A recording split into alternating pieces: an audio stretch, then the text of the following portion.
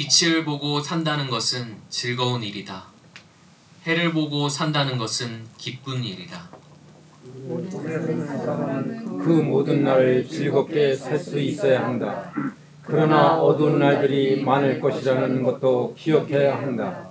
다가올 모든 것은 다 헛되다. 젊은이여, 젊을 때에 젊은 날을 즐겨라. 내 마음과 눈이 원하는 길을 따라라. 다만 내가 하는 이 모든 일에 하나님의 심판이 있다는 것만은 알아라. 다 함께 내 마음의 걱정과 육체의 고통을 없애라. 혈기 왕성한 청춘은 덧없이 지나가기 때문이다. 안녕하십니까. 네, 좋은 가을날입니다. 여러분, 이 가을 하면, 어떤 정취를 느끼십니까? 우리 김현승 시인의 가을의 기도라는 시가 있죠. 여러분, 한 번쯤은 다 들어보셨을 거라고 생각이 듭니다. 시작을 가을에는 기도하게 하소서. 이렇게 시작하면서, 겸허한 모국어로 나를 채워달라고 간구하고, 그 마지막 부분은 그 마른 나무 가지에 다다른 까마귀 같이 이런 표현이 나오거든요. 그런 걸 생각해 보면 이 가을은 뭔가 자기를 성찰하고 또 한 사람으로서 뭐 누구의 아내, 누구의 남편, 혹은 누구의 엄마, 아빠, 그죠? 누구의 자식 이런 걸 떠나서 그 나라고 하는 한 사람으로서 온전히 하나님만 한 분 앞에 나를 세워볼 수 있는 그런 계절, 그런 느낌의 어떤 시즌이라고 생각이 듭니다.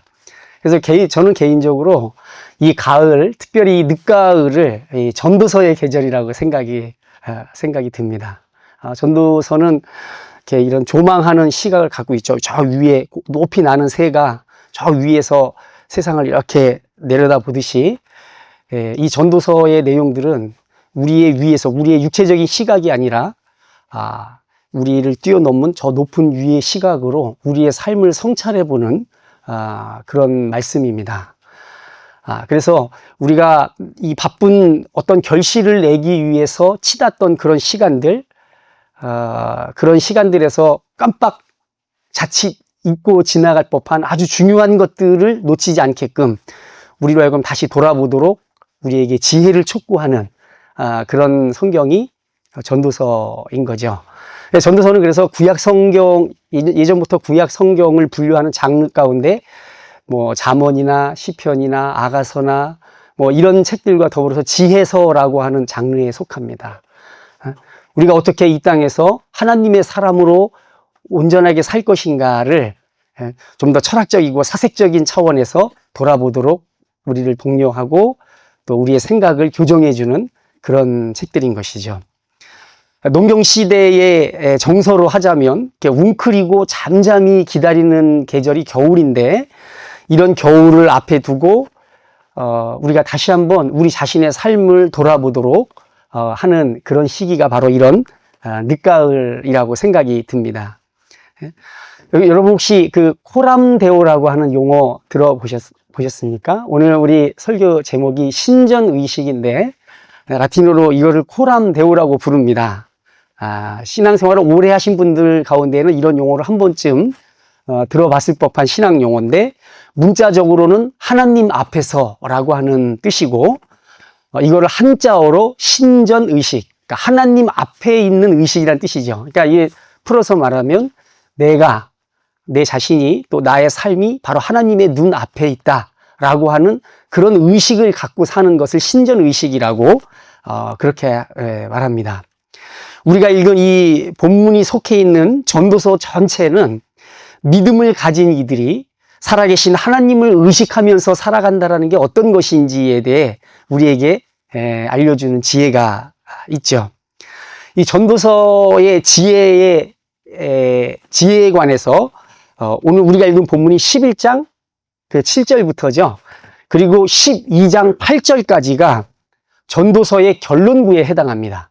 그러니까 전도서, 그러니까 뭐 지혜가 어떻고 뭐 우리의 삶이 어떻고 쭉 얘기를 하는데 우리가 읽은 11장 7절부터 또 12장 8절까지가 이제 결론부예요. 전도서의 마지막 말입니다. 결론을 내리는 부분인데 그 결론부에 해당한 이 단락을 지배하는 두 가지의 명령이 있습니다.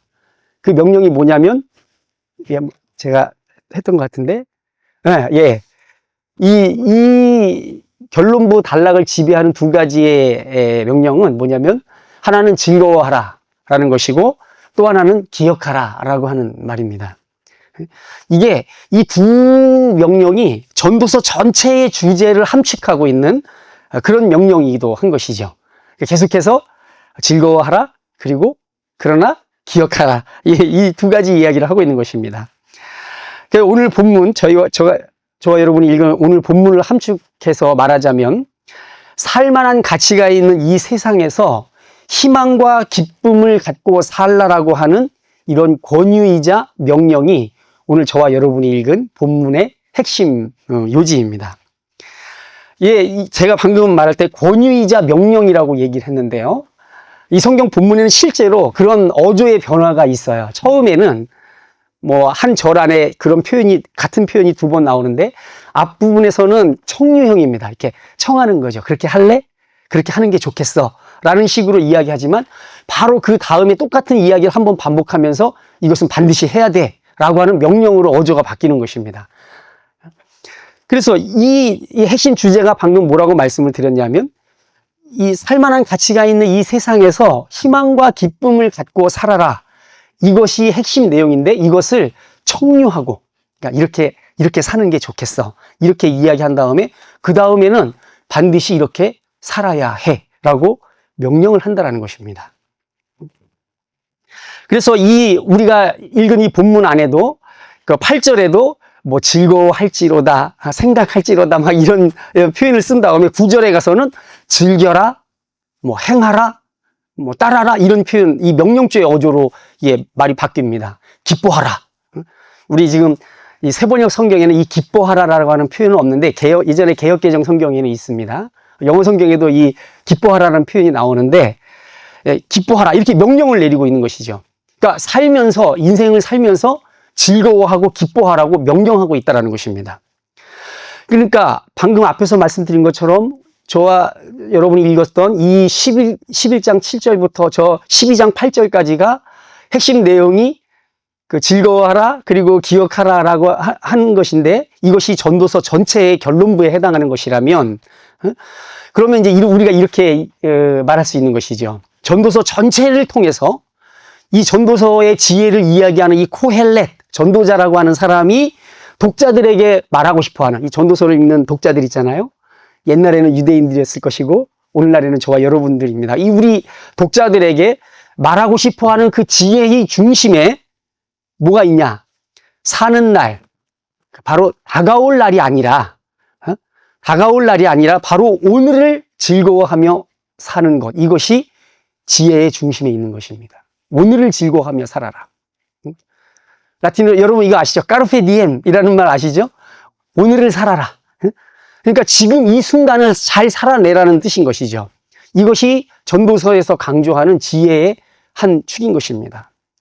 이런 관점으로 전도서를 읽다 보면 이런 삶을 대하는 이 지혜자, 이 코헬렛의 기본적인 관점이 긍정으로 가득하다는 것을 우리가 알게 되는 것입니다.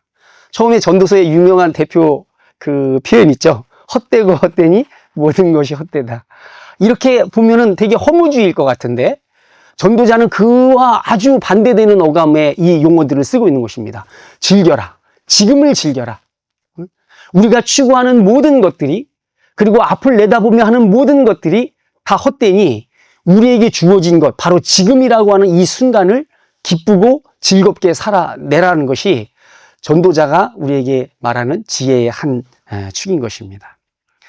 더군다나 이런 점에서 이게 7절에서도 우리가 알 수 있는데, 여기 7절에 보시면 빛에 관한 이야기가 나와요.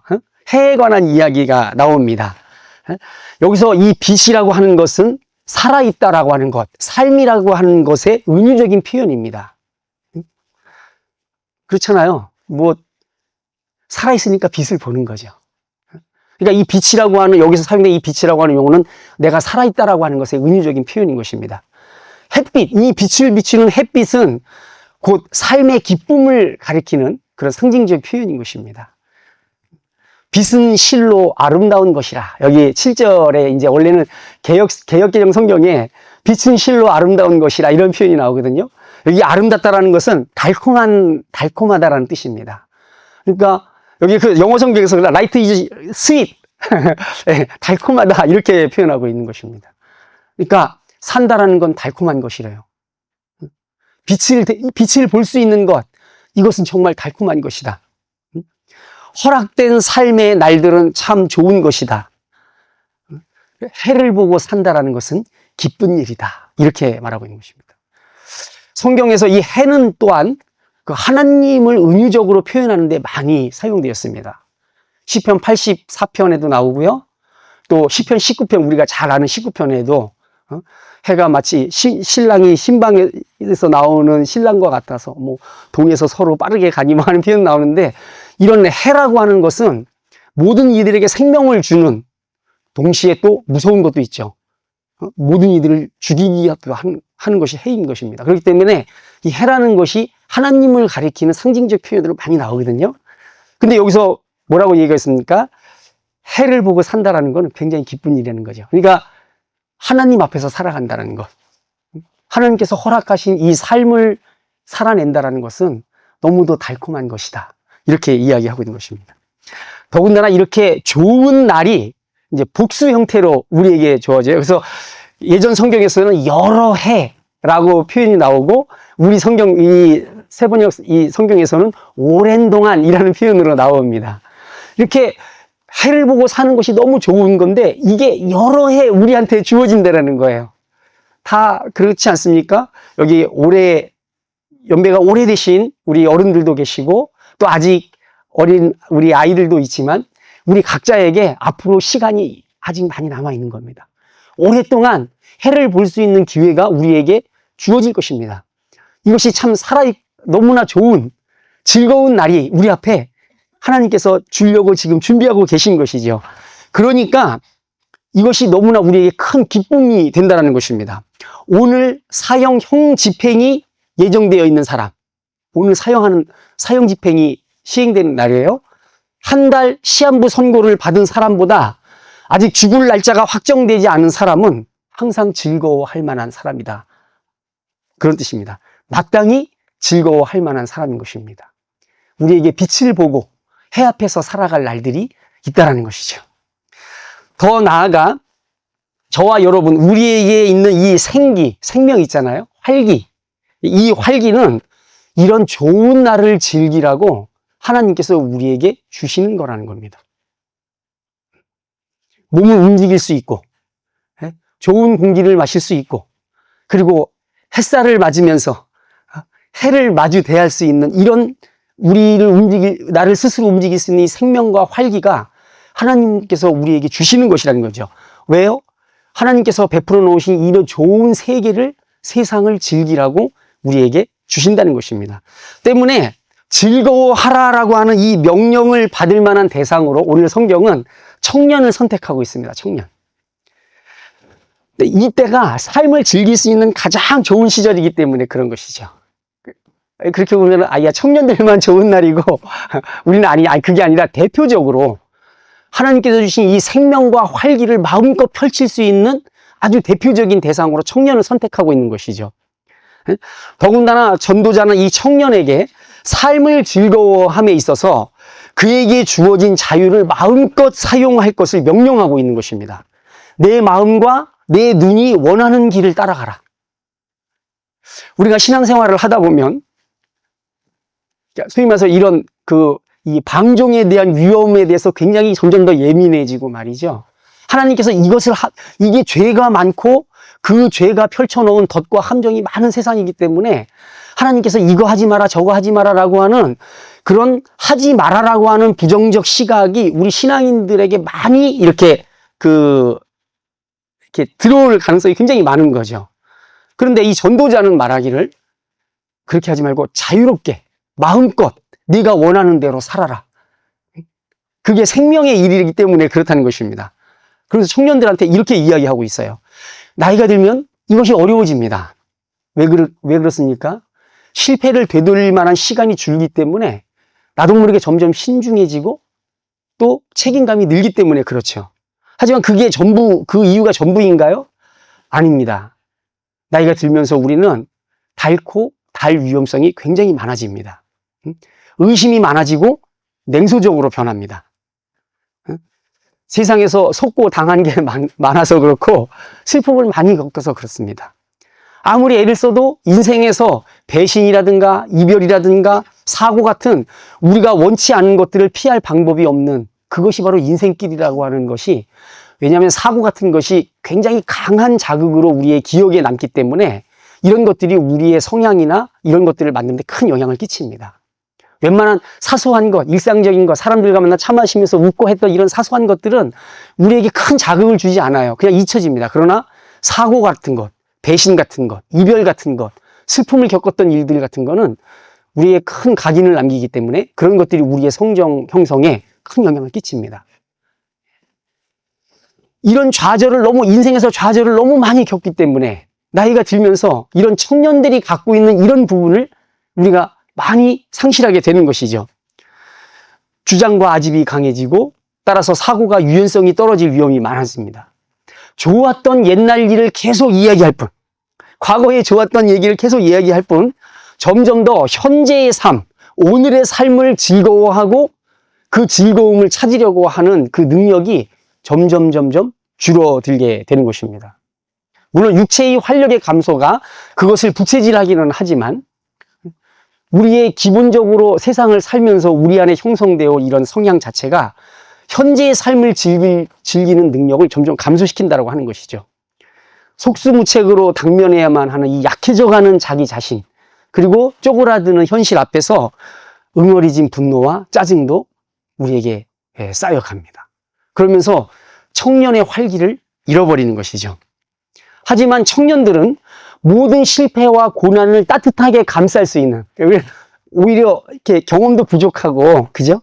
이러다 보니까 실패할 확률도 많고, 또 여러 가지 어려움도 많이 겪습니다. 그렇지만 그들에게는 이 생명과 활기가 그것들을 이렇게 감싸서 그것들이 이렇게 두드러지게 자기의 삶을 주관하지 못하도록 감쌀 수 있는 그런 생명과 활기가 있는 것이죠.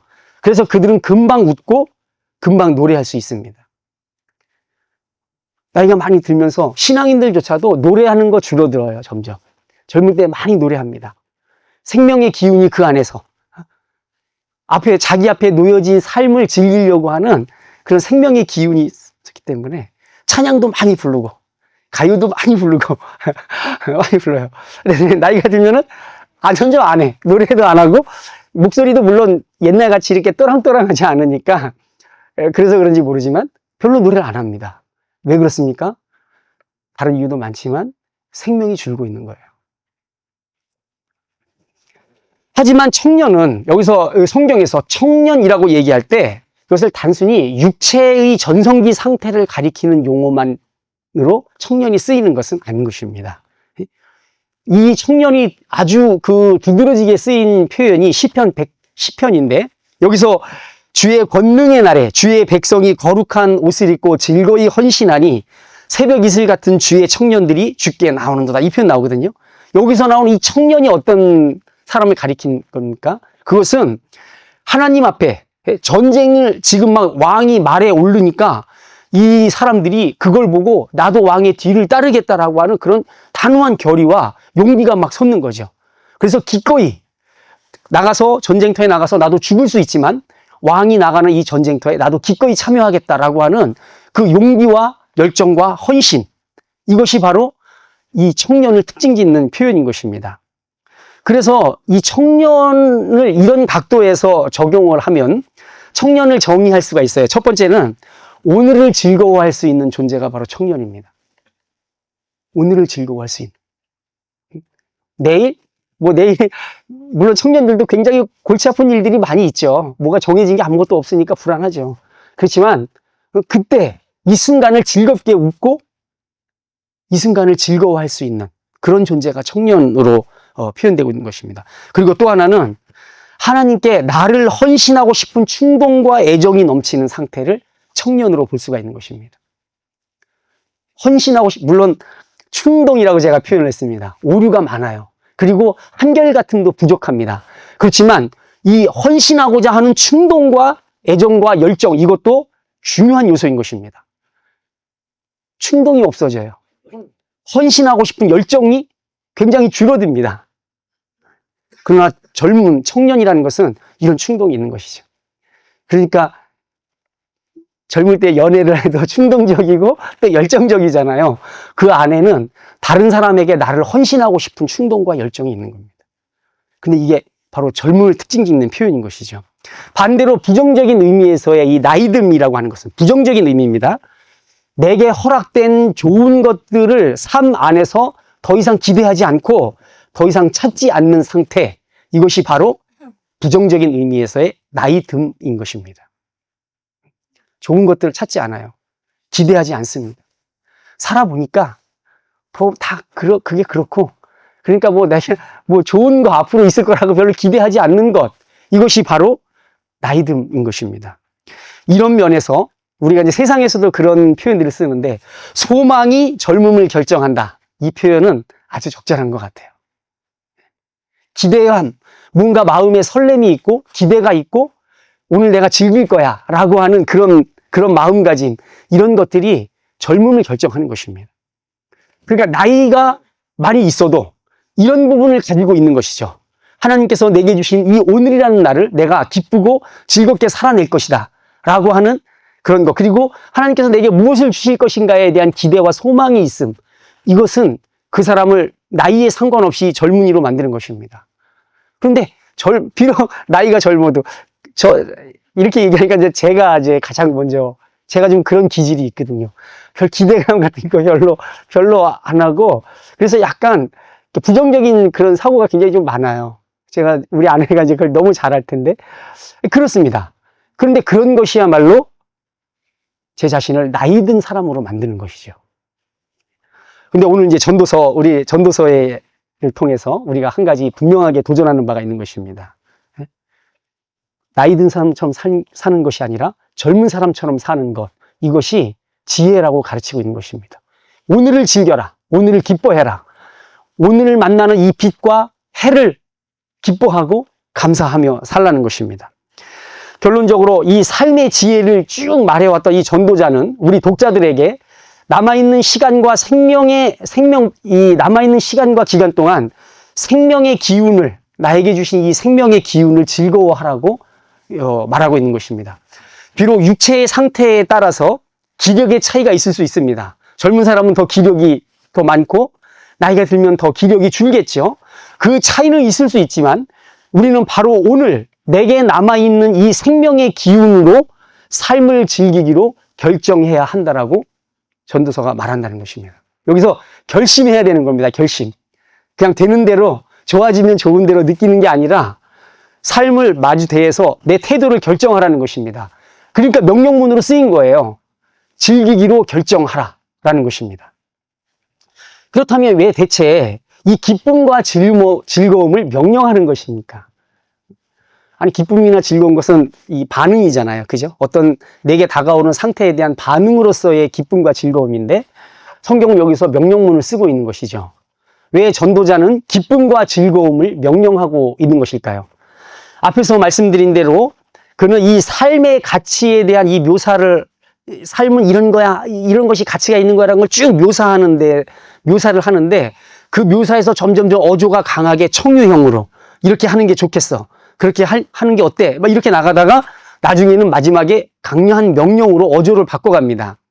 명령 뒤에는 그렇게 해야만 옳다는 당연한 이유가 있는 것이죠. 그렇게 해야만 옳은 것이기 때문에 명령을 하는 것입니다.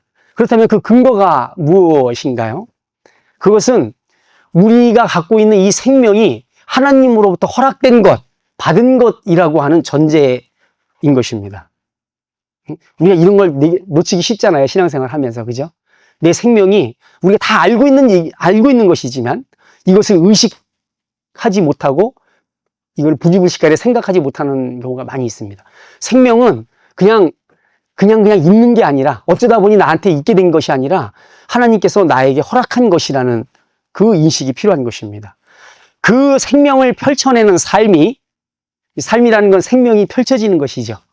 그 삶이 하나님으로부터 오는 선물이기 때문에 명령을 하는 것입니다. 성경의 표현대로 우리 생명의 기운이 모두 하나님께로부터 오는 것이라면 우리가 아직 살아있는 이유는 하나님의 뜻이 있기 때문인 것입니다. 신앙인들은 이 부분을 분명히 해야 됩니다. 내가 살아있는 이유는 하나님의 뜻이 있기 때문이에요. 뜻이 없으면 하나님이 생명을 거두어 가시겠죠. 됐어, 이제 그만해. 의미 없어. 부정적으로 얘기하면. 그러나 아직 내가 살아있는 거예요. 오늘 내가 나가서 햇살을 보고 태양을 마주하는 것입니다. 내 앞에 이 생명이 살아나갈 삶이 아직 기다리고 있는 겁니다. 하나님의 뜻이 있는 것이죠. 하나님이 모든 것을 지으시되 때를 따라 아름답게 하셨다. 전도서 3장 11절에 말씀하고 있습니다.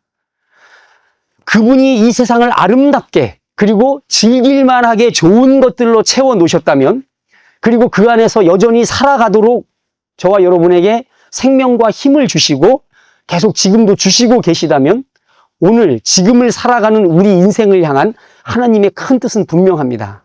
그것은 우리가 우리의 삶 안에서, 오늘 우리의 삶 안에서 행복하기를 바라는 것, 이것이 하나님의 큰 뜻인 것입니다. 성경에서는 이게 신앙생활 막 거룩하게 하는 분들은 이런 부분 잘 얘기 안 해요. 하나님의 뜻이 내가 행복하기를 바란다는 거, 예수님께서 고난받으시고 십자가에서 죽으셨고 우리는 그분의 뒤를 따르는 사람들인데 우리가 어떻게 행복할 시간이 있어? 내가 행복하면 막 죄 짓는 것 같고 말이죠. 하나님은 지금도 이 죄로 얼룩진 세상을 바라보며 고통당하고 계시는데 하나님께로 더 가까이 갑니다. 그리고 고통 가운데 계신 주님 막 노래하잖아요. 그죠? 하나님이 고통하시는데 내가 어떻게 행복할 수 있어? 그건 하나님에 대한 배반이야. 그러나 그렇게 말하는 건 오버하는 겁니다. 하나님은 고통을 받으실 수 있죠. 그렇지만 우리에게 향하신 하나님의 뜻이 또 있습니다. 분명합니다. 행복하기를 바라는 거죠. 그래서 즐기라, 기뻐하라, 오늘을 잘 살아라, 이렇게 말하고 있는 것입니다. 이 부분을 우리 마음속에 새겨야 하나님이 좋으신 내 아버지라는 사실을 우리가 입에 발린 말이 아니라, 입에 발린 소리로 그냥 공치사로 하는 말이 아니라 하나님은 정말 좋으신 분, 내가 행복하기를 바라시는 분, 이거를 진심으로 고백할 수가 있는 것이죠. 온통 죄로 얼룩져 비극과 슬픔이 넘치는 이 세상 안에서 여전히 생육하고 번성하라. 이게 어디서 나온 말이죠? 하나님이 세상을 지으시고 하신 말씀이시죠. 근데 이 생육하고 번성하라는 이 하나님의 선언과 이 명령이 죄로 오염된 다음에 이게 취소된 게 아니라 지속되고 있는 것입니다. 그렇기 때문에 생육하고 번성해야 돼요. 생육과 번성이라는 말이 품고 있는 이 어감을 아시겠죠? 이것은 기쁨입니다. 활력입니다. 활기입니다. 애정이 넘치고, 그죠? 에너지가 넘치고. 그 말씀이 이 죄로 오염된 이 세상 지금 이곳에서도 계속 하나님의 말씀이 울려 퍼지고 있는 것입니다. 비록 죄로 오염돼서 슬픔을 당하고 고난을 겪고 그리고 우리가 여러 일들을 겪지만, 그러나 우리에게, 우리 안에, 우리의 삶 안에 하나님께서 생육하고 번성하라, 그 창조 때의 말씀이 계속 우리의 삶에 울려 퍼지고 있는 것이죠. 에덴의 복이 여전히 울려 퍼지고 있는 것입니다. 우리가 에덴에 되돌아가지 못했지만 이 타락한 세상 안에서도 계속 울려 퍼지고 있는 것입니다. 이것이 창조의 큰 목적이고 에덴 동산에서부터 시작된 큰 목적입니다. 핵심적인 그 하나님의 명령의 핵심은 뭐였냐? 행복한 거예요. 행복한 것. 이 땅이 행복한 것. 이것이 하나님의 창조의 목적인 것입니다. 이것이 망가지고 회방받고 깨뜨려진다 할지라도 계속해서 이 명령은 지속되는 거예요. 그렇기 때문에 저와 여러분의 삶 안에서 죄로 인해서, 우리의 연약함으로 인해서 다양한 여러 가지 기뻐하지 못할 만한 일들, 이런 것들이 많이 발생합니다. 그럼에도 불구하고 죄로 오염된 이 세상 안에서, 내 삶 안에서 우리는 계속 즐거워하고 기뻐해야 하는 것입니다. 하나님의 명령이에요. 온 세상은 하나님 안에 있는 아름다움과 사랑의 표현으로 가득합니다. 이게 신학의 그 기쁨의 신학인데, 이게 하나님 삼위일체의 교구적 사랑, 이 하나님의 사랑이 밖으로 흘러 넘친 것이 이 창조 세계라는 인식이, 이해가 있거든요. 그러니까 이 세계 자체는 하나님의 기쁨의 표현인 것이죠. 보시기에 좋았다라고 말씀하시지 않습니까? 따라서 삶을 즐길 때, 하나님께서 허락하신 이 세상에 있는 것들을 즐길 때 우리는 바로 그 하나님을 즐긴다라고도 말할 수가 있는 것입니다. 믿지 않는 사람들은 이 부분에 대한 인식이 단절되어 있지만 우리 신앙인들은 이 세상을 즐길 때 하나님을 즐기는 거예요. 반대로 삶을 즐거워하지 못하는 이들은 사람의 제일 되는 목적이 무엇입니까? 라고 웨스트민스터 서열이 분다. 거기서 뭐라고 대답합니까? 사람의 제일 되는 목적은 하나님을 영화롭게 하고 그분을 영원토록 어떻게 한다고요? 즐거워하는 거. 즐거워하는 거. 그래서 이 기쁨이 신앙에 있어서 굉장히 중요한 덕목이라는 사실을 잊으면 안 되는 것입니다. 그렇기 때문에 삶을 즐거워하지 못하는 사람들은 사람의 제일 되는 목적을 이룰 수가 없어요. 하나님을 즐거워하는 게 아니라 하나님을 막 괴로워하는 거죠. 피할 수도 없고, 그죠? 그렇다고 직면할 수도 없는 굉장히 거북하고 힘든 분이 되는 것입니다. 그렇다면 우리가 이 삶을 긍정할 수 있는 이 당연한 이유, 그 근거는 하나님이 세상을 아름답게 하셨고 하나님께서 그 세상을 사랑하신다는 것, 그리고 우리 하나님은 지금도 이 세상을 돌보고 계신다라고 하는 이 세 가지의 근거에 의해서 우리는 우리의 삶을 긍정해야 됩니다. 그리고 하나님께서 이 세상에서 우리가 행복하고 즐거워하며 살기를 바라신다라고 생각하는 것은 지극히 온당한 것이죠. 우리가 하나님을 아버지라고 부르는데, 여러분, 저는 아니고, 다 부모들 아닙니까? 그죠? 부모들이 우리 자녀가 세상에서 엄청난 위협을 달성하고, 큰 영광을 받고, 그러기를 바라셔요? 그런데 그래도 불행하면 그게 부모의 기쁨이 되겠습니까? 부모의 자녀를 향한 궁극적인 그 목적은 그 자녀가 행복한 거 아니겠습니까? 추정입니다. 자녀가 행복하길 바랄 것 같아요. 뭘 하든 다른 사람들의 손가락질과 지탄을 받지 않고 나쁜 놈 소리 듣지 않고 열심히 살면서 자기 삶에 만족하고 행복한 것, 그것이 자녀에게 바라는 게 아니겠어요? 따라서 이 삶을 누리는 것은 하나님을 영화롭게 하는 것입니다. 우리의 근본적인 목적이 하나님을 영화롭게 하는 것이라면서요. 그렇다면 이 삶을 누리고 그 안에서 기뻐하고 즐거워하는 것이 하나님을 영화롭게 하는 것이고, 그렇기 때문에 당연히 명령으로 우리에게 요구되고 있는 것입니다. 하나님을 영화롭게 하는 게 우리의 근본 목적이잖아요. 삶의 목적. 하나님은 그걸 명령하십니다. 그런데 하나님께 영광을 돌리는 그 방식에 있어서 삶을 즐기고 기뻐하고 그 안에서 감사하는 것, 이것이 하나님을 영화롭게 하는 것이기 때문에 기뻐하고 즐거워하라 라고 명령으로 우리에게 요구되고 있는 것입니다. 쉼없이 밀려오는 슬픔과 괴로움의 파상 공격에도 그 틈바구니에서 우리는 기쁨을 추구하고 그것을 통해서 하나님께서 이 세상을 지으신 하나님께 영광을 돌려야만 하는 것입니다. 우리가 향유하고 누리는 모든 좋은 것들은 하나님으로부터 우리에게 오는 선물들이기 때문에 그렇습니다. 성경은 이것을 여러 곳에서 강조하고 있죠. 경건한 선조들은 모두 하나님이 좋으신 분이라는 것을 고백했고 그 사실을 신뢰했습니다. 믿음의 우리 선조들은 말이죠. 그 좋으신 분으로부터 우리에게 허락된 것들로 인해 즐거워하는 것에 더 이상 주저할 필요가 없다라는 것이 전도자의 권면인 것입니다. 하나님과 함께 사는 신앙의 여정은 곳곳에 배치되어 있는 죄와 사망의 덫, 함정들, 그런 것 때문에 지혜를 필요로 합니다. 생각을 필요로 한다는 것이죠. 성경은 이런 권고로 가득 차 있습니다. 하나님께로부터 받은 사명을 이루는 길은 또 어떻습니까? 사도 바울은 사명의 길이 투쟁의 길, 인내의 길이라는 걸 누구보다 잘 알고 있는 사람이었습니다. 본인의 삶이 그랬으니까요. 그가 이제 디모데후서 2장 초반부에서 너는 그리스도 예수의 좋은 병사로 나와 함께 고난을 받으라 이렇게 이야기합니다. 그럼 이제 성경을 읽는 그리스도인들은 다 그리스도인됨의 본질이 뭐냐? 고난을 받는 거, 이거라고 이제 막 얘기를 하는 것이죠. 사도 바울이 디모데에게 이런 동료와 함께 예수 그리스도를 세상에 전하는 임무의 그 엄중함을 강조하기 위해서 세 개의 비유를 들거든요. 하나는 전투에 임하는 병사, 또 하나는 운동 경기에 임하는 운동 선수, 그리고 경작물을 지배하는 농부. 이 세 비유를 듭니다. 이 비유의 특징이, 이 세 부류의 특징이 뭐예요? 그것은 끝없이 수고하고 인내해야 결실을 내는 것입니다. 그래서 이 비유를 통해서 복음을 전파하는 사명이 인내와 충성이 요구되는 것임을 계속 강조해요. 하지만 말입니다. 예수 그리스도를 세상에 드러내는 데에는 다른 요소도 있다는 사실을 우리가 잊으면 안 되는 것입니다.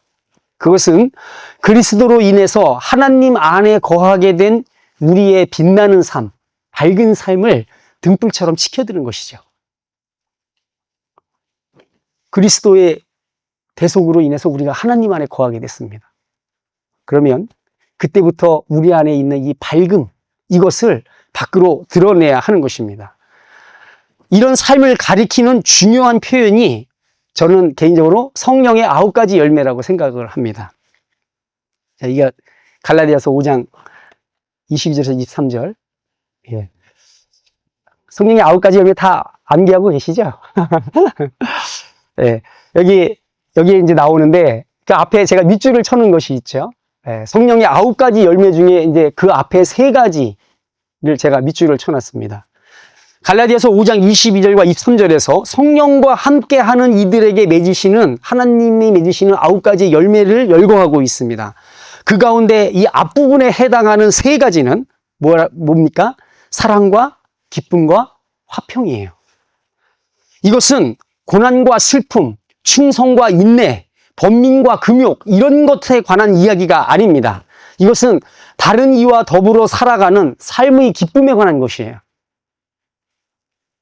그리스도를 모시고 그분을 따라 다른 이들을 존중하고 아끼고 그들과 더불어 정을 나누고 즐거움을 나누고 사는 이의 얼굴에서 발산되는 어떤 빛에 관한 것, 이것이 성령의 9가지 열매 가운데 앞부분에 나오는 건 물론 맨 뒤에 나오는 것도 중요하긴 하겠지만 앞부분에 나오는 게 굉장히 중요하지 않겠어요? 그죠? 이것을 앞부분에 배치하고 있는 것입니다. 얼굴에서 빛이 나야죠. 저는 그런 평을 받은 적이 있습니다. 제가 처음 교회 나가면서 예수님 잘 몰랐어요. 그냥 교회만 나가고 뭔가 알 것도 같고 모를 것도 같고 막 그런데 이제 막 찬양 부르면 괜히 눈물 나고 알지도 못하고 막 그러는데 부모님은 막 이제 우리 부모님 혹시 영상 보시면 또 부모님은 막 저를 핍박하고 막 그랬는데 제가 열차를 탔는데 제 그 중학교 친구가 저한테 그랬습니다. 야, 너는 진짜 옷은 그렇게 입고 다니는데 얼굴은 굉장히 막 빛이 난다고 말이죠. 네, 그렇습니다. 예. 왜냐하면 뭔가 알지 못할 신뢰, 뭔가 이렇게 당장 뭔가 보이는 건 없지만 뒤에 뭔가 백이 하나 생긴 것 같은 그런 든든함 있잖아요.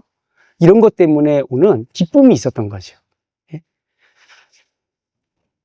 그리스도를 모시고 그분의 뜻을 따라 다른 사람들과 더불어 정을 나누고 기쁨을 나누는 삶.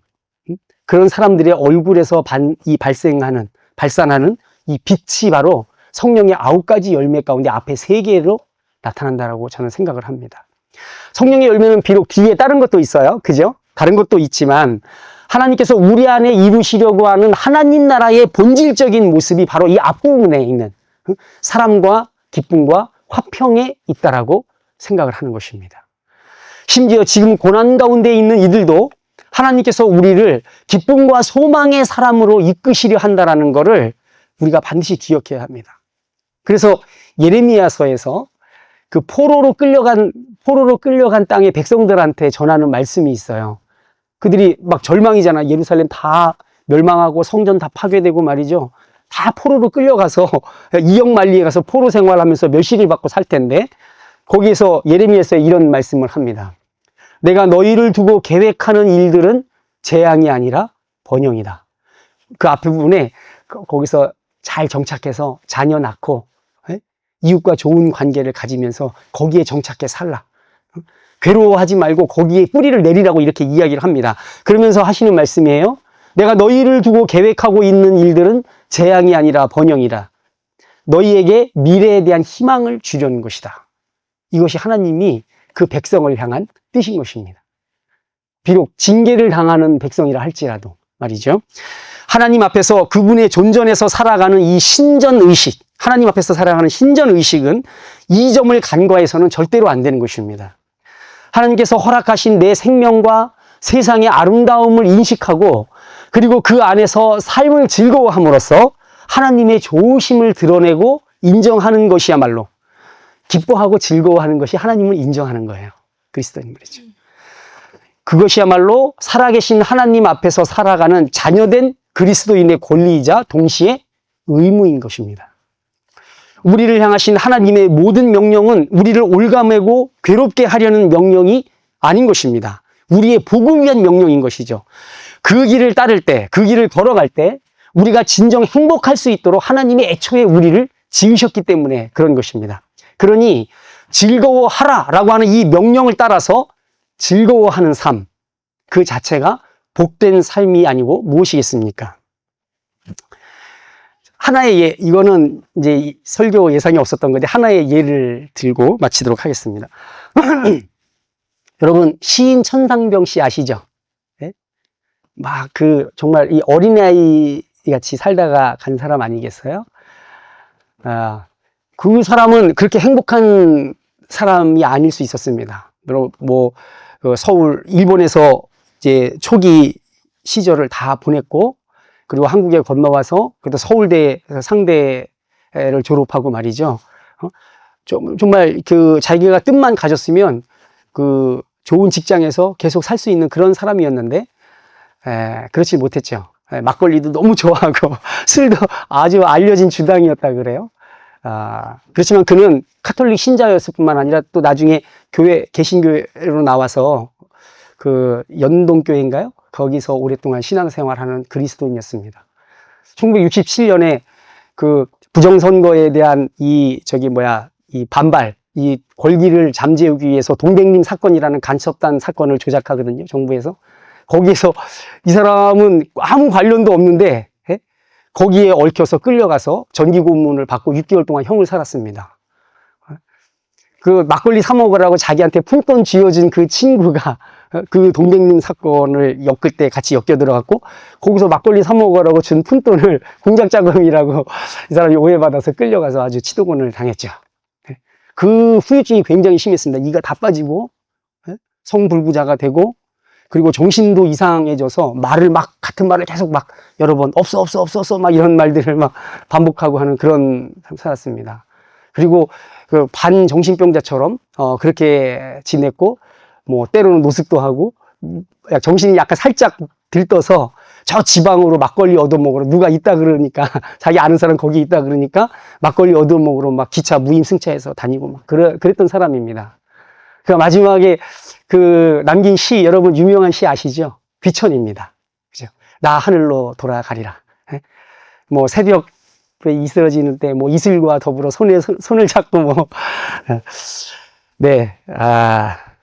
그 시를 이렇게 해석하는 글들을 보면, 이 삶을 낙관하는 자의 전형적인, 정서가 이렇게 보입니다. 이런 시간에서 보면 굉장히 감동적이죠. 나 하늘로 돌아가리라. 아름다운 이 세상 소풍 끝내는 날 가서 아름다웠더라고 말하리라. 이게 이렇게 끝내지 않습니까? 그런 일을 당했는데 말이죠. 그래도 그는 시를 쓸 때 이 세상이 아름다운 세상이라고 말했습니다. 이 세상 소풍 끝내고 내가 집으로 돌아가야 되잖아요. 그죠? 돌아가는 날 가서 아름다웠다라고 말하겠다는 것이죠. 이것은 우리 그리스도인들이 이 땅에서 하나님을 모시고 사는 우리 그리스도인들이 특히 십자가의 극한 고난을 통해서 우리를 당신의 자녀로 삼으신 그 하나님의 사람으로 살아가는 사람들이 하나님이 계속해서 선물로 허락하시고 돌보시는 이 세상에서 기뻐하고 즐거워하며 살아야 될 그런 사명을 갖고 있다는 사실을 우리가 마음에 새기도록 자극하는 그런 시가 아닌가 생각이 듭니다. 저와 여러분 모두 하나님과 우리 이웃들에게 복된 그리스도인들, 가서 내가 이 소풍 끝내는 날 가서 정말 아름다웠어 라고 말해줄 수 있는 복된 그리스도인들 다 되시기를 주님의 이름으로 축원드립니다.